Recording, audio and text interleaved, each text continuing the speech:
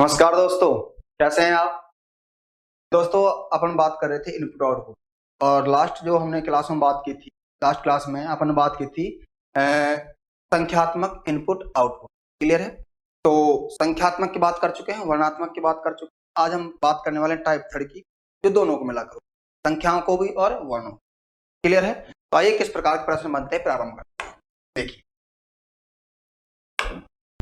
ये देखिए, यहाँ पर आपसे मैं ज्यादा डिटेल्स नहीं बताऊंगा अभी इनके बारे में, क्योंकि आप 2 क्लास ऑलरेडी देख चुके हैं और सारा कॉन्सेप्ट लगभग पूरा हो चुका है। ठीक, तो मैंने एक ही बात बोलूंगा कि आपको चरणों को देखना है। चरण को देखकर उसके बाद आपको कितने चरण हैं और उसमें पहला चरण पकड़ना है और अंतिम चरण पकड़ना, पता चल जाएगा कि नियम क्या है, और जो उसने पूछा है उसका आपको उत्तर। बड़ा इजी है। ठीक है, तो देखिए बाकी कितने प्रकार के प्रश्न बनेंगे मैं आप पहले चर्चा कर चुका हूं। फर्स्ट टाइप में भी, सेकंड टाइप में भी, सबको मिलाकर प्रश्न बनेंगे, लगभग 6 प्रकार के प्रश्न। क्लियर है। तो देखिए, यहां पर एक कंप्यूटर के लिए इनपुट दिया गया है, मैक 15, नाइट 10, सैम 5। क्लियर है। कंप्यूटर कुछ इस प्रकार से चरणों में लेकर आती है, आउटपुट देती है। पहला चरण देखिए, सैम, मैक 15, नाइट 10, 5। ठीक है। अंतिम देख लीजिए अब, सैम 5, नाइट, ठीक है, 10, मैक 15। नहीं है समझ में, ऐसे समझते हैं 5, 10, 15, ये आ गया सर समझ में। ठीक है। अरे बढ़ते क्रम संख्याओं लिख दिया है, 5, 10, 15। दूसरा देखो, सैम, शब्दकोश पर आ जाओ बच्चों, किस पर आ जाओ, शब्दकोश पर। सैम पहले आता है, फिर उसके बाद एन पहले आता है, एम बाद आता है। ठीक है। एस बड़ा है, एन बड़ा है, एम उससे सबसे छोटा है। क्लियर है। तो शब्दकोश के आधार पर घटते क्रम में। ठीक है। तो अब इसने पूछा क्या, प्रथम चरण पूछा है। क्या पूछा है, प्रथम चरण। ये भी कोई पूछने की बात है, हमसे कोई भी चरण पूछ ले।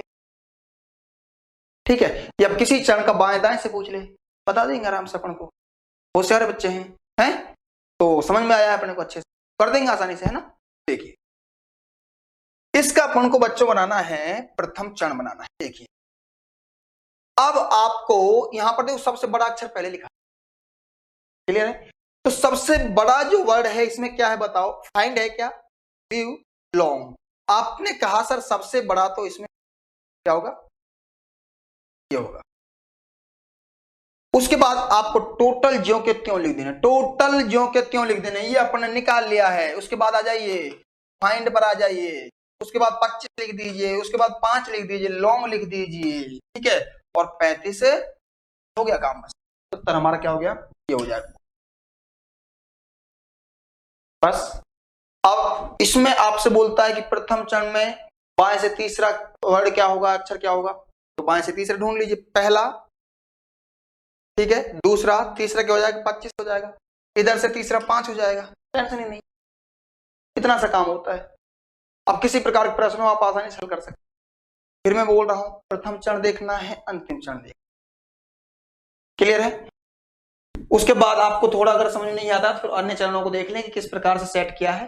बाकी मैं फिर बोल रहा हूं कि प्रश्न परीक्षा में पूछे जाते हैं, सबसे ज्यादा प्रश्न बैंक लेवल में पूछे जाते हैं।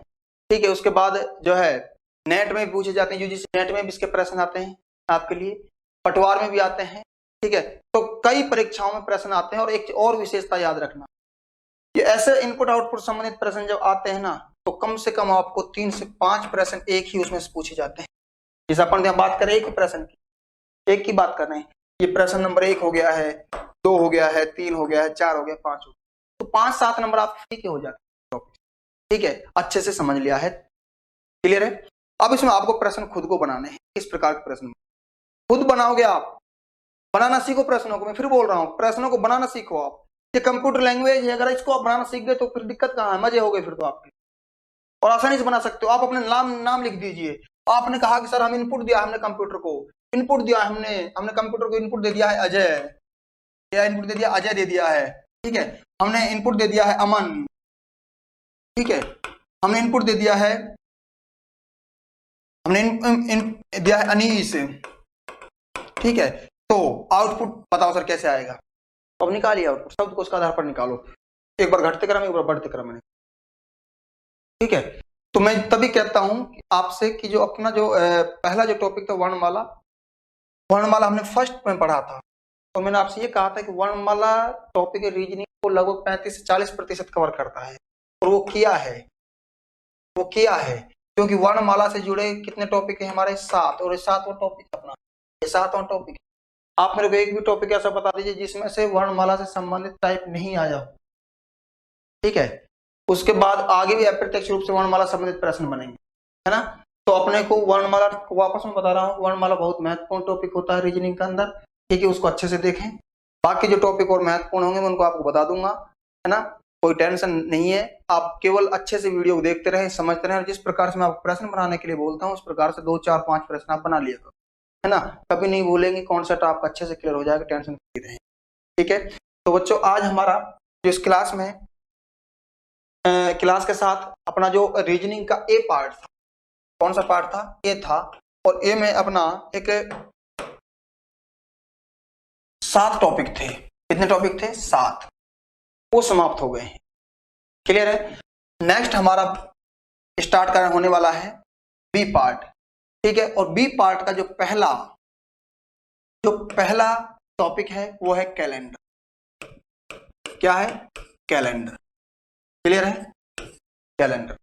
तो ये बी पार्ट का पहला टॉपिक है, अपना जो क्रम चलेगा और रीजनिंग की जो श्रृंखला का जो क्रम होगा ये कैलेंडर 8वां टॉपिक, ठीक है। तो नेक्स्ट क्लास में हम बात करने वाले हैं कैलेंडर की